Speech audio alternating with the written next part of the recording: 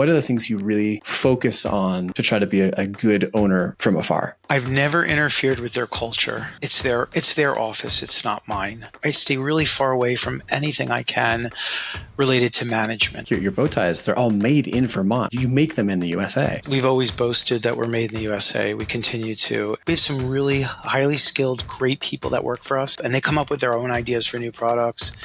We never have quality control issues. Everything's made to order. Retiring at 40, what's the quick backdrop on how that happened? We reached probably close to, we're at 20 million in our last year, and I said, I think it's time to sell. We sold the business and we moved to Florida, and it sounds great being 40 and retired, but it's not necessarily all it's cracked up to be. I'd reached out to FAU, and then I ended up getting asked to teach undergraduate. Entrepreneurship could be the number one topic that you need somebody right now teaching it, someone who's in the trenches. So retiring at 40, what's the quick backdrop on how that happened? I have an idea from kind of doing some internet stalking and looking at some other things, but fill people in, if you will, the quick little, maybe 60-second version about what you're retiring from and how that came to be. Yeah, well, I started as an attorney in Chicago for 8 years, and in 2004, my wife and I came up with an idea for selling neckties on the internet, which in 2004 was a little bit unusual. And so sort of like over a 9-year career, we just really built the company up, bootstrapped, ran it from our home for 4 years, slowly moved out, kept growing. We reached probably close to, we're getting close to about 20 million in our last year. And I said, I think it's time to sell. And my wife wanted to move to Florida, and she said, okay, well, if you sell, then we're moving to Florida. And that was the deal. So anyway, we sold the business and we moved to Florida, and yeah, I was 40, and it sounds great being 40 and retired, but it's not necessarily all it's cracked up to be. Yeah. And this wasn't, this was the tiebar.com, right? Is that the business that you sold? Yeah, the Tie Bar. And it was like really one of the very early brands in men's fashion that was digitally native. And, we followed the very sort of basic direct-to-consumer model, although there was no such thing as the term direct-to-consumer. We just, we looked for people online. We looked for suppliers online. We went on Alibaba, which back then wasn't really like a well-known source. And we sold online, not because we were brilliant or because we could foresee the future, but because no one would sell our ties. I couldn't walk into a store or a big box retailer and get our little $15 Chinese silk ties sold. So we're like, we'll just set up a website and do it that way. Yeah. And what made you decide to sell? Was it just you were getting burned out of it? You thought it was going to get harder? Why get rid of it? Yeah, it was a combination of reasons. I'd say the biggest reason was like our growth was like phenomenal. And I did a little research one night figuring out like what we could possibly get for the company. And I did a little math and I thought, geez, I mean, that's a lot of money if I can get it. So we reached out to a few investment bankers, spoke to them, and they said, yeah, if what you're telling us is true from your numbers, you can get this type of number to sell your business. And, I mean, everything had gone right over a period of 9 years. We had no bad years. We had nothing bad happened to us, honestly. And so I figured that's going to end. We can't possibly run a business. You can't run a business forever with no mistakes and nothing going wrong. Mm-hmm. And so I was like, let's get rid of this thing before something blows up. Yeah, that makes sense. And so probably safe to say you sell this business, you say you're doing 20 million at a time, enough money where unless you have wildly crazy tastes and needs for multiple jets, if you're responsible, you're set for life and can retire. Want to get into the psychological facet of it in just a moment, which I think will be a longer discussion. But from a purely financial geek perspective, I'm a finance guy. I love these kind of conversations. How did your relationship with money change once you kind of entered that retirement mindset in terms of both how you thought about it and then also how you set it up to invest? Like how did that switch? Yeah. So if you can't tell, I have some insecurities. So yeah, immediately, you start thinking, okay, what if I never earn another dollar again? How does my life look? How much can I spend per year? And so that was sort of the first thing you think about. When we met with our advisor, well, first you get a new advisor, right? Because the guy or gal has been advising up until that point handles different accounts. But our new person, yeah, I mean, the money we put in the market, I mean, honestly, it's wealth preservation. I don't have any sort of fear of missing out when the stock market goes up 28%. My account's only 14%. I'm perfectly okay with that. But I think it would be much more devastating for me mentally if we suddenly lost, 20, 30% of our money in a single year to the stock market. So yeah, your mindset definitely changes in some ways. In other ways, it really doesn't. For me, the biggest thing was Starbucks always felt like a treat to me before I sold my business, Yes. and after I sold my business, I was like, I'm going to spoil myself, and I'm going to Starbucks. Um, I don't know. I know it sounds crazy, but your mindset really changes in some weird ways, and in other ways, you're still the same old cheap self that you used to be. Yeah. What, from a psychological aspect, what did you think it was going to be like retiring at 40? Like, what was the vision you had in your brain before it happened? I don't think that people think about that. I think people look at selling their business as the top of the ladder, and they don't really realize that once you sell your business, there's another ladder waiting for you, which is the rest of your life. I think when you're an entrepreneur and you're deep in the trenches of everything, you don't really think about life beyond selling it. I think you think once you have enough money to live on for the rest of your life, everything will work itself out. Everything is great. And, I of course learned that that wasn't necessarily the truth, but I did not think about it. And I think that's kind of why, I want to talk to you about this is I really don't think people think about it because I don't, maybe now we're starting to hear it a little more, but in 2013, which is when we sold, the idea of an exit for a direct to consumer brand, I mean, I didn't know of anyone, literally anybody. And so I had nobody to turn to. I had no peers. To this day, it's still not that many, but certainly back then it was really hard.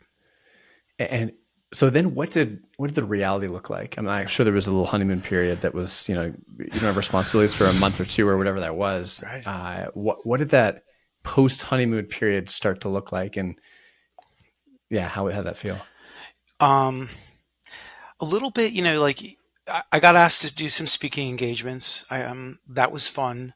Some podcasts. I reached out immediately to the local university here, Florida Atlantic University, FAU, and saw if I can get involved. The timing in some ways was good. They were just getting started on building like an incubator down here, and so I got a part of that. But I got the itch almost immediately to do something, and I think this is sort of like the beginning of where I was realizing I needed to do something every day. I went from the most important person in the room to nobody wants my opinion. And in fact, the new buyers, I mean, that's a whole other, I still am struggling with how the new buyers handled the purchase of our company, how I was treated, what they did to our company. That was really hard watching them change your company, which is coming, but maybe not necessarily the way that you envision that they would change it. And so just waking up every day and finding something to do can be a struggle, and no one feels sorry for you. That's the worst part. Is it really is lonely because nobody feels sorry that you're 40 and retired. Yeah. So you didn't find other things, hobbies, fitness, strength, reading, did you didn't find other things to pour yourself into, or you did? And even when you did that, it felt like there was still you didn't have enough productive kind of output to feel good. No, I mean, yeah, I play a lot of tennis, but like I play tennis with my friends. We're finished at 9:30, and they're like, "Greg, I got to go to work," and I got nowhere to go. Yeah. I have three kids. They were younger then. I spent a lot of time with them, of course, but like there's still big chunks of the day. And I also think, I'm not trying to sound like old fashioned here, but men in many ways define themselves by their jobs, their careers, and I felt, inadequate that I didn't even have one. And then if I were out with the guys and talking to people or talking to strangers and they asked me what I do for a living, I had nothing to say. I couldn't really participate in conversation. And again, you come from the outside and you're like, "Oh, shut up, you're 40 and retired." I didn't feel I was really down. It was probably some of the worst years of my life, and it was really hard right out of the gate realizing that I don't know where I'm going with this. Especially, I had a 5-year non-compete on top of it, so Mm, everything I knew and that I wanted to do, I couldn't do. Um, so I probably spent a little too much time obsessing over what was going on with my company under the new ownership, and that started to take hold in its own way. So. yeah. Uh, Looking back, if you go back and talk to, pre-sale Greg, would you just have held on to the company? Like, do you think that the right move would have been holding on to it, making the changes, and running it through today in its, in different forms? Or are you glad you're sold in a roundabout kind of way, even though you had a hard patch in the middle? Listen, I have no regrets with that because the truth is the biggest stress on most people is financial stress. So the fact that I can get rid of that, I'm forever grateful for. I don't want to sound like I'm a whiny little kid here. I mean, I'm still very grateful. I also think the timing of our sale was, in hindsight, amazing. I'd like to take credit for the timing, but I think it was just really pure luck on the timing. Um, and so I don't regret that. I do think that I was convinced that smarter people can come in and grow the company far greater than I could. And in hindsight, I definitely don't think that's true. But I'm still glad that I believe that incorrectly, and I'm glad that I sold and didn't have the hubris to say I can just keep going with this thing because there's a definitely a possibility that it would not have succeeded, and we wouldn't have ultimately gotten the exit price that we had. Um, so anyway, no regrets at all. Yeah. Maybe who we chose as the buyer, but different conversation. So you sell the business, you go through retirement for a bit, realize you need to go do something else. And I totally agree with you. I think we as humans are designed to work, to be productive, to create, to grow. Like in whatever capacity that is, I think it's all built into all of us, and it's absolutely crucial for like our well being and our happiness and our health and our purpose. Um, so you're in the middle of that, realize that's not healthy, and then so you start a second business at that phase. What was it, 2 or 3 years later? How long did it take you to start that second business? Believe it or not, it was kind of like it was pretty soon after. It was probably, well, maybe a year. Now I think about it. I mean, the idea had come just months later. I came up with this idea of a home bedding brand for men, designed exclusively for men. And it was in my mind. I wanted to take all the design aspects from menswear, some of the more traditional designs that you see in menswear, on suiting, on neckwear, and whatever, and sort of throw it on the bed. Because up to that point, bed sheets were mostly solid white and maybe a few designs, but there really was no brand at the time that was saying, you know what, we're going to get into the design world. And so I thought the men's angle was sort of like a nice niche. And actually, to this day, I still believe in it, even though the company doesn't exist. I think the execution was poor. And again, I'm happy to discuss it, but yeah, that didn't necessarily turn out right. We lasted 8 years. We were even sort of profitable till the very end, but not by much. And I had partners that in hindsight, was not really the best idea for me. And so the company never grew to what I wanted it to do. And yeah, the other thing was I used my playbook for Thai Bar, which I grew again like in 2004 to 2008, 2010, like that playbook in 2014, 2015 didn't work anymore. It was really it was like an antiquated playbook, and what I was doing wasn't working. And I realized I was just sort of like a novice in e-commerce, even though I had already had this big exit and I'd been in the industry for more than 10 years. Yeah. What apart from the playbook, what else did you learn about why that business didn't work? You mentioned partnerships. Maybe that's part that you can speak to, but maybe you can anything else that comes to mind in addition to partnerships. What lessons came out of that you're like, hey, this is something I'm going to take and not do in the future or do differently. I mean, the playbook mattered a lot. So our first company was built on PR. Um, Believe it or not, we spent, I would say, less than 30,000 a year on digital ads. I mean, we spent like nothing. So figure a company doing 20 million by the end, spending under 30,000 in Wow. ads. It was all built on PR, and we were extremely opportunistic. We did a lot of collaborations. We did them with Jesse Tyler Ferguson from Modern Family. We did it with Dwayne Wade. We sort of like we were building a brand and bringing people online instead of finding the people online and bringing them to our website. That strategy was not going to work in 2015 anymore. And plus, we were also sort of dealing with unexpected competition. Brands like Parachute and Boll and Branch and Brooklinen all started popping up at that time. So it started to become a more competitive landscape real quick. But yeah, I mean, I think like the game plan thing was just, we were getting PR early on, but we weren't getting sales. We were barely getting traffic. We weren't getting sales. People were starting to consume media a little bit differently. Mm-hmm. So that didn't really pan out. And then I'd say the other thing was I sort of treated it like a fashion company where I kept trying to come out with new designs fairly frequently. That doesn't really work in the bedding industry. In hindsight, the bedding industry is really finding, a few good designs that work and just kind of keeping them in stock forever or almost forever. And so we spent way too much money on inventory. Tie bar that worked. We were the largest selection of neckties.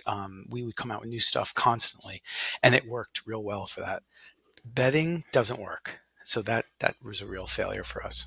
So do you have a lifetime supply of really high, high thread count Egyptian men's bedding wear in your garage that you can, until you die, you're set? Actually, if you shop at any Goodwill around the country, you'll probably find our thread experiment bedding.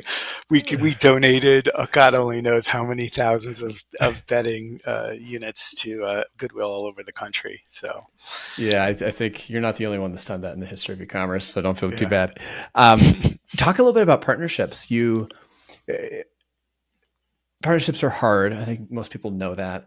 With you and that bedding company, was it an issue of you didn't think through the partnership, didn't have good agreements, or you had a bad partner, or was it just like, hey, I'm not cut out for partnerships. I like being, the sole commander on this thing, and it was just a personality issue.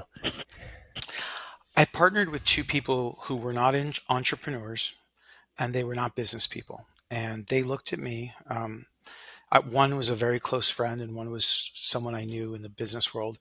And they saw what I had done with Tie Bar and said, like, I want to be a part of your next thing. And I was sort of close enough with both of them where I almost couldn't say no.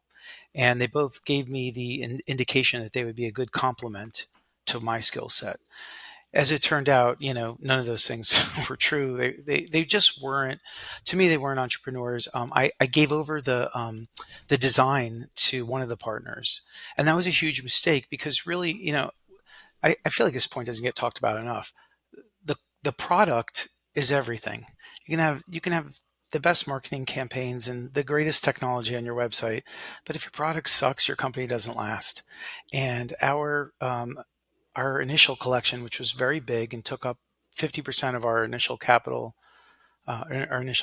investment, he designed it, and it didn't look like what I envisioned bedding for men to look like. It was very difficult to call this bedding for men, but it didn't look like bedding for men. And so there was like a huge disconnect right out of the gate between our brand and our product. Hmm. So yeah, I mean, I think partners are probably not for me. Also, I'm sort of like the marketing brain or the branding brain, and it seemed like everything I wanted to do was a little too irreverent. And that's kind of how we built Tie Bar was, now you see kind of like some brands get irreverent or they get a little mouthy on social media, snarky with their customers.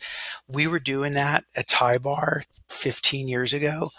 And there was it was a big shock factor, but customers loved us for it, loved us. And so when I wanted to kind of do that a little bit with Thread Experiment, I got pushback from the other two, like, that's not who we are. And then to me, I was like, well, that's the only brand I know is the snarkiness of Greg Shugar, not like some formal gentleman bedding brand. I'm not a gentleman. Well, that doesn't sound right. I'm a gentleman, but I'm not in that way a gentleman. So, so that was like a huge conflict that we really never overcame. Yeah, the original Dollar Shave Club vibe and personality. Yeah, the Yeah. slightly irreverent. Yeah, I hear you. Mhm. So at that point, so that obviously didn't work out. And is that when you acquired Beauties Ltd? Is that where that came into the picture? Um, Yeah, I mean that's sort of like it was a couple years later. My non-compete had ended, and I put something on LinkedIn. I said, "Hey, my non-compete's over, and is anyone looking to sell a business?" I was not going to start another business. I was Hmm. sort of I realized I weighed the pros and cons of all that, and I was looking to really just buy one. And so this company, it's actually pronounced Bow Ties Vermont. So instead of beauties, it looks like beauties, but it's spelled bow Oh, my ties. Yeah, apologies. Bow ties. yes, Got it. no problem. Um, it was a small competitor of mine at Thai Bar, and the owners reached out and asked me to become a partner of theirs. They gave me an asking price. I went out there. They wanted me to become a one-third partner. There were like a couple of private equity guys running it independently. They had bought it from the founders, and I came back from Vermont and I said, I'll offer you half and I'm going to be the only partner. I'm buying you out completely. And I was expecting some kind of negotiation and they just actually took it. And so that company was declining in revenue. It was no longer profitable. It really lost its brand. It was sort of like a very mom and pop type of brand that had done a really nice job, good product for years, but had just no longer looked like its old self. And I was like, well, I don't have to learn the product of this business. I probably was a little too quick. The neckwear business was already declining. So in hindsight, in that sense, it was a really bad decision. But because I didn't have to become acclimated with a brand new product, I felt really comfortable stepping in and just like taking over from day one. It was a very easy transition. Yeah, and when did you buy that business? What year? 2019. 2019. Okay. And since then, how's it gone? So, right after that, COVID started. So that was, the neckwear business, of course, isn't booming now, but you can imagine during COVID. Um, we got into the mask business like a lot of apparel companies did. We did, or accessories companies. And that actually was a bonanza. It was like a $2.5 million business when I bought it, and over the next couple of years, we did 20 million in sales just in masks, Wow. and like blew the company up in that way.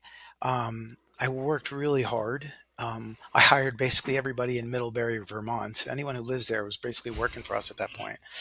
But I knew the time was going to end where the vaccine would come out and COVID would disappear, and so it was hard. I couldn't invest in the right technology. And sort of side note, like I remember I joined the $10 million group in e-commerce fuel, Yeah. and I remember like sitting and reading some of the posts, and I couldn't really participate because I wasn't a $10 million company. I was a $2 million company that had done 10 million in sales. You know what I mean? And so I couldn't invest in the right infrastructure, the right people, and I wasn't looking at my business the way that a company that grows naturally at 3 million, 5 million, 10 million. Us, it was a quick growth, and I already knew it was going to come back, and so it was hard running a business doing that kind of sales, but really, not the right infrastructure for it and no need to invest either. So anyway, COVID died down. People aren't going back to the office. Neckwear sales are down even more so. We've really added a lot to our assortment in terms of accessories. We've even done women's, and we're actually doing okay. All things considered, we really are. But it's tough business. Not gonna lie, neckwear is a tough business in 2024. Yeah. Thanks for the honesty. I appreciate it. Um, one thing that's unique about your business is, correct me if I'm wrong, but I think your bow ties, they're all made in Vermont, right? Like these aren't made in China and you make them in the USA. Yeah, we do. And finding good labor is as hard as I mean. I just it's really difficult to find people, and it's hard to find. It's hard to find good labor really anywhere. I even tried outsourcing outside of Vermont. That wasn't easy, but we have some really highly skilled, great people that work for us who have literally been there. We have one worker is there since '94. The company was Oh my formed in goodness. '93, so we have workers there, quite a few for over 20 years, and they do an incredible job. And they come up with their own ideas for new products. We never have quality control issues. And I can tell you, like having with Thai Bar, everything was made in China, and it was still great stuff. Don't get me wrong. I love the manufacturer from China. I still use them now for fabric and such. But quality control was it was a regular part of a business when you're selling stuff from China. Now it's like one thing I almost never have to worry about. It's such a pleasure. It really is. And is that, you look at the calculus for you for made in the USA versus made overseas or outside the US. Quality control is huge, which you just said. But from a pricing perspective, what else goes into that decision to keep it in the USA? Is it really important to the brand? Does it just simplify your life and you're able to, it's worth the premium? Is the quality better? All the above? What else goes into that decision? There's no doubt that the number one driver is it's part of the brand. Our customers, we've always boasted that we're made in the USA. We continue to, and we've introduced some other products that are not made here. So that Yeah. starts with like socks and even dress shirts, and we got pushback from customers. And it's I get it, and it's really nothing we can change. I try to embrace it. We can Everything's made to order, so really my expenses are not the finished product but just the fabric. And so if nobody ends up buying that design, my only loss is the fabric, which is a much smaller loss than a finished Mm-hmm. good. um, so that's good. We can sort of make any size, any width, for any aged person. That we really use that to our advantage for like wedding parties when you have Uncle Mike who's 6'10" and a 3-year-old baby and a dog who needs a dog bow tie. So we can like accommodate all those things, and that comes in really handy. And of course, we market ourselves that way. So there's huge benefits in that way. But yeah, price is always an issue. We still have customers that push back on price sometimes. They're like, "Oh, I love your made in the USA stuff, but why is it so expensive?" I'm like, "Buddy, pick a lane." Like, you can't get mad at one thing, not the other anyway. But we all Can have you get me a stories with BMW customers. for $7,000 brand new, Right, please? Yeah, right, exactly. not gonna happen. Right. But we're Um, still the lowest priced in the Made in USA neckwear. We're the lowest price, so I try to at least do that. you're in Florida. This business, at least the operation, the manufacturing, sounds like it's up in Vermont. How do you think about running the business well remotely? Do you have a great general manager and like, which I'm guessing you've got a great team up there, but what are the things you really focus on to try to be a good owner from afar? I've never interfered with their culture. When I go visit, I go there every about 6 or 8 weeks. It's their office. It's not mine. I've made very few changes to the way that they sort of run their office. I give a lot of autonomy to our managers in deciding, I don't know, things like anything from lunch breaks, vacations, things like that. I stay really far away from anything I can related to management. I really try not to manage. Hmm. Um, it's still hard because we're a small business and I'm a very active operator. And so they get 30 emails from me a day and a few phone calls. And of course, over the weekend and at night, that ends up happening. Although I tell everybody never answer a single email from me on the weekend or night. It's just, I got to get it out of my system. I can't wait.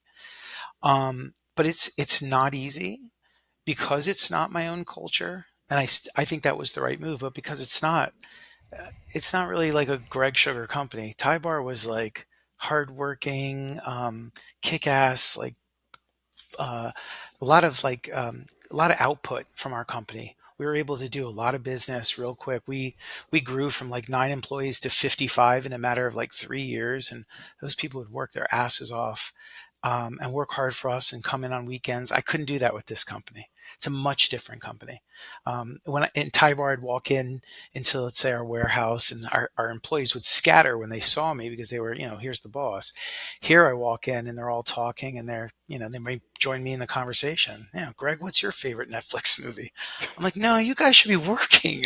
I'm not sure you understand what it means when the boss walks in the office, but it's just a different atmosphere.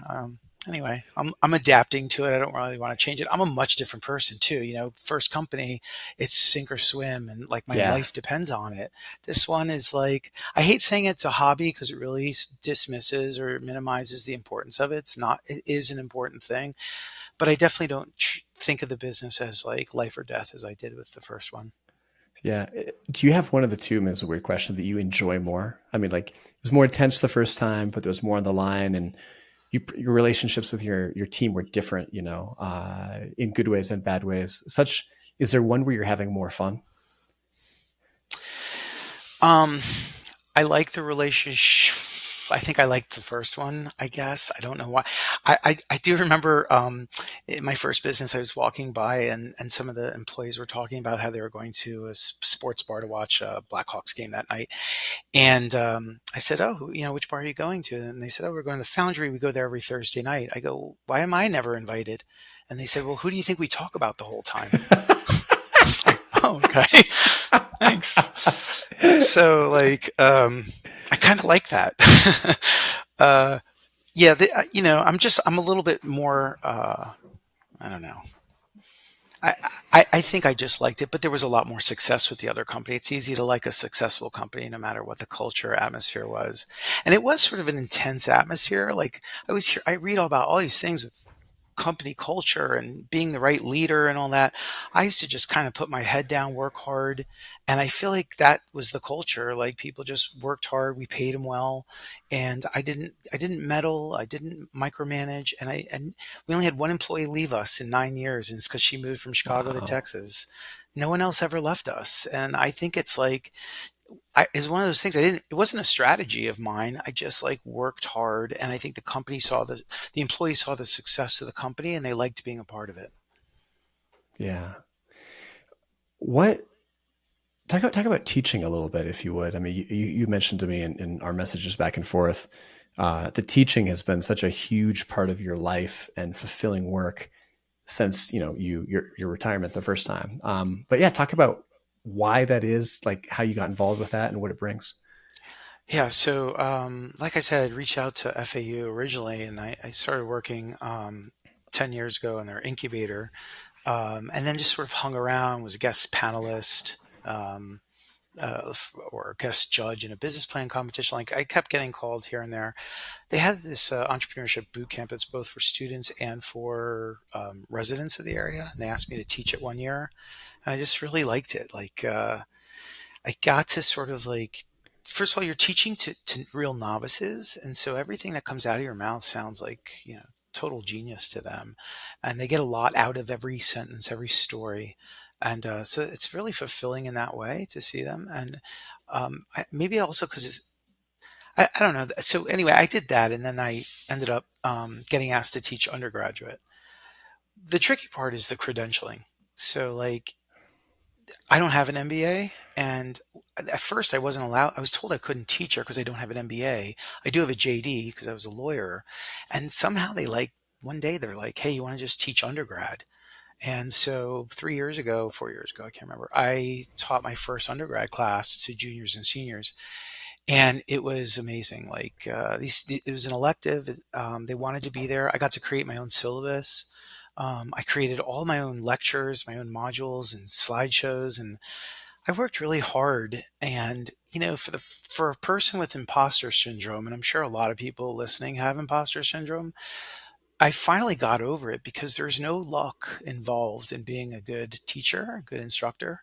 You have to actually you're either good or you're not. Like, there's no outside force that helps you become a good teacher. And so, um, students like my teaching style. I don't have a textbook. I don't allow laptops. I don't allow phones. There's no Mm, note taking.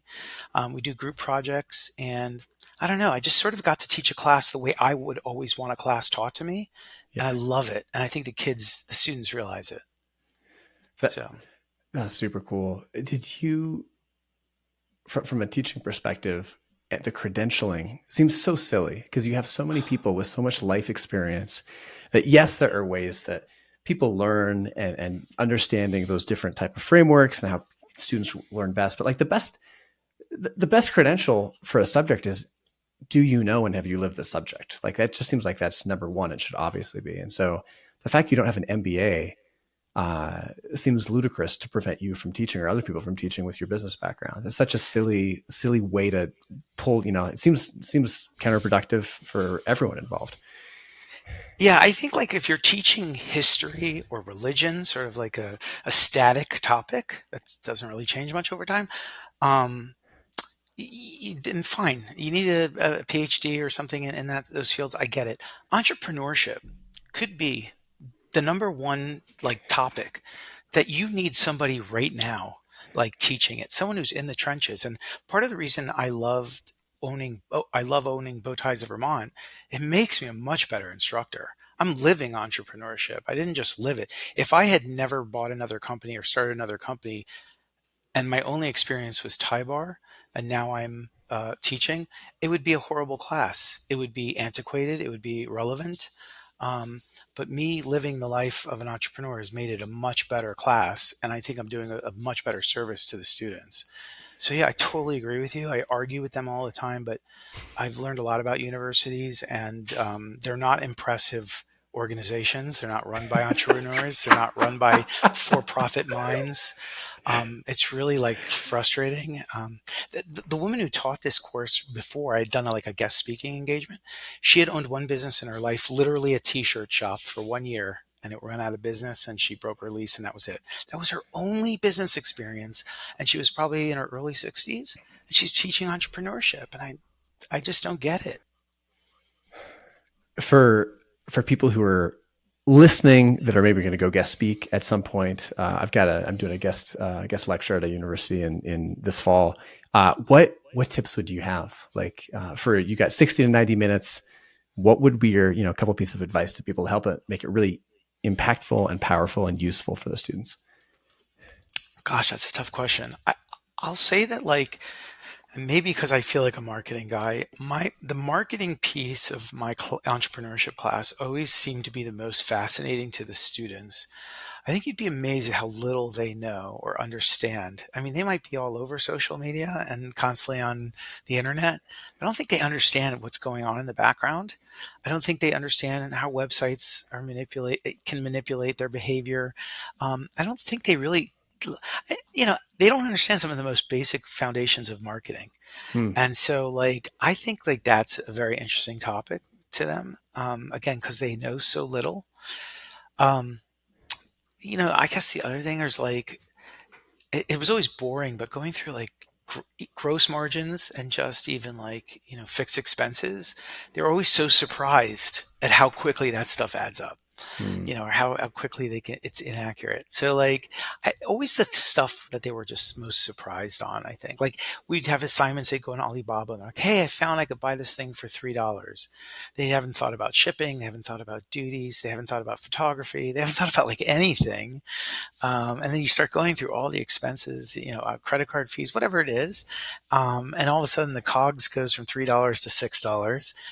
Like everything starts changing. And I think like when those light bulbs go on is when I always loved class. And I, in some ways, like would love when they would get it completely wrong because then I know they're going to get a lot out of this class.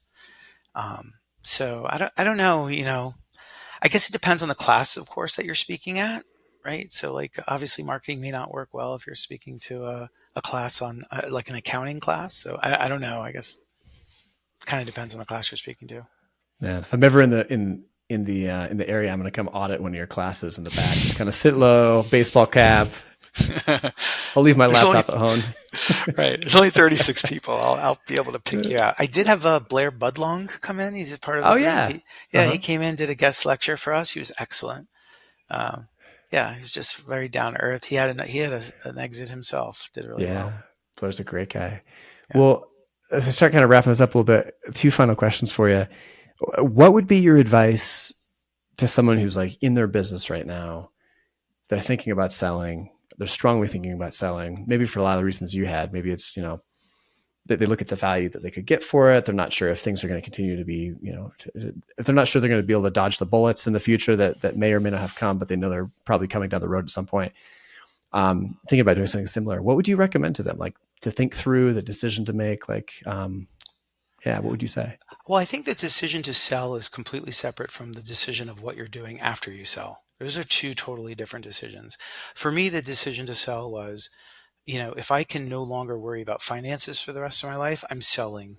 I'm not, I'm not, that's the only thing that mattered to me on that. But the second part of, well, what am I doing next? I think is a harder question to answer. Like, I think it just really depends on you. I think the one thing to know is that um, money doesn't solve all life's problems. I mean, I hate to sound cliche, but it really doesn't. I think it's important to look at, not for profit work, volunteering. Like my wife, who ran the business with me, she's the president of our synagogue, and she gets tremendous fulfillment out of that. Um, Teaching is probably the most enjoyable thing that I've done professionally. So I absolutely love it.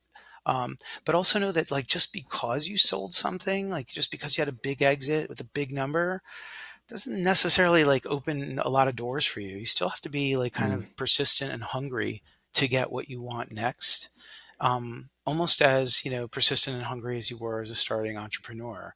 It's just a different avenue. But I would just say that, like, you got to think about it. Like again, like I always felt like the end of the road was selling the business. I didn't realize that there's so much more after the fact, and that it's can be a tough road. Yeah, there's two things that always stuck with me. One was someone said once that like it's much better to run towards something than away from something. And so if you're running away from something, like you said, you just get to a point and there's nothing there, and then you got to figure it out. Whereas if there's really something you're chasing, if you were going to go leave and be a full-time professor, that would probably be much more fulfilling. And I know I've mentioned this a few times on the podcast before for regular listeners, but at ECF Live this year, when Roman Kahn talked about how there's that certain level of kind of baseline, if you can get to a point where you can have a meaningful financial foundation that you're able to stack away over time, um, then it lets you make decisions with so much more clarity. Because, like you said, like you had this decision to sell. If you don't do it, you're turning down financial stability for the rest of your life, and that's not something you can build up. It was kind of a binary decision for you. It sounded like, but if the more you can build up that foundation financially, if you can get to, I think he said $2.5 million for him was the amount that really gave him. You're not going to live like an Arabian prince on $2.5 million, but it gets pretty decent safety net. And it just changed the calculus for how he was able to make decisions, because he was operating instead of out of fear, out of optimism and hope, and what could this become. And in my experience, at least, the biggest mistakes I've made financially have been selling really valuable assets, whether they're businesses or real estate or whatever they are. Um, Maybe not mistakes, but largest opportunity costs. And so I feel like if you can get to that point and hold those assets for a longer period, your compounding just really kicks over. I don't know if any of that resonates, but for me, I've always thought those are helpful kind of frameworks. Yeah, no, I think it all does. But I did want to add one last comment, which is, and you do hear this a lot, get ready to, when you sell your business, to just watch your business like turn in a way that is not going to be Mm, how you would have turned it. Um, in almost every facet, they seem to make a decision that was opposite to what I would have done. And the part that I think messes with your head the most is you're like, well, they bought the company because it was a success, because I was doing something right. And now that it's yours, and the person who did something right is telling you to do something and they're not doing it, it doesn't make sense. It just doesn't make sense. So you really have to like learn to accept that they gave you a check and asked you to kindly shut up, and that's what you have to do. And I wish I had known that. And I've heard that advice from other people. So maybe it's making its rounds with everybody. It's making its way around. But anyway, that to me is like, also just to be ready to watch your company change completely. yeah. You are kind of, as you're looking ahead in the future, you still got a lot going on. You're running a business, you're teaching, you've got all sorts of, I know you're a big pickleball guy, you've got a busy schedule. But you're also looking to potentially do a couple of things, maybe purchase a business that you could wrap into to Bow Ties of Vermont, or partner with somebody on something. Talk a little bit more about both of those, if you would. Yeah, well, the first part is like I have a little bandwidth. Like some of my production workers have a little more time; they could be doing stuff. Even my fulfillment team can do it. My customer service team, they can take on like a little bit more work. And so I figure I already got the back end operations there. I might as well like bring on some more revenue. That's been kind of hard to find. It's hard to find like anything that's really worth buying and then making sort of that.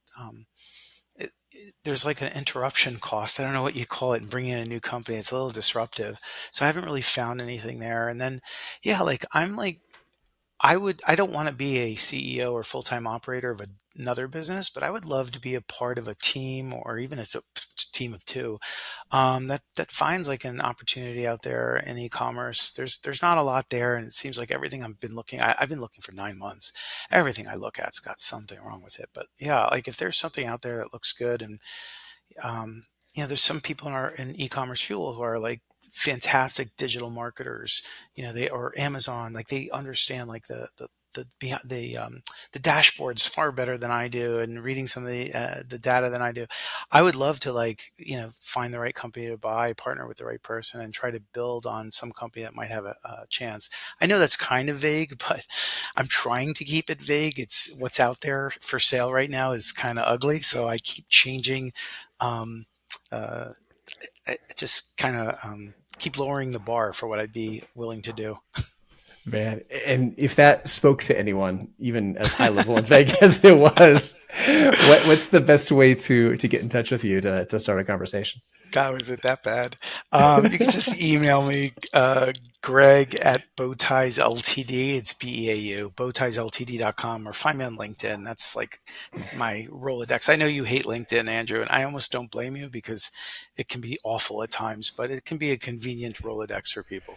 Uh, I hate LinkedIn. Do I hate? Have I railed on LinkedIn a lot in the I past? I think I remember this. heard one of your podcasts. You were saying, and you're such a nice guy. I think you said you don't understand LinkedIn, or maybe something like that. But yeah, LinkedIn is, it's got plenty of its faults. But anyway, it's a good way to like stay in touch with people. Where, I remember a person, I look them up on there, I send them a message, and I'm done. It's just sort of an easy way to reach out to people. No, no, agreed. It's great. I love LinkedIn for understanding like social webs. Like, hey, here's a person I'd love to connect with, or I might be able to help, or trying to get in touch with. The common connections I think is super valuable. I think what's bad for me about LinkedIn is I will get on there and I won't answer connection requests for like I usually do it on like a 4 month basis. I'll go in and boom, boom, boom, boom, boom, boom, do a bunch. So if it seems like I'm ghosting you on LinkedIn, that's why, and I apologize. And messages too. I'm similarly bad at that. I'll check in there once every couple of months and answer stuff. So, but Yeah, there's lots of spam. You're not missing anything in the messages. yeah, you're probably right.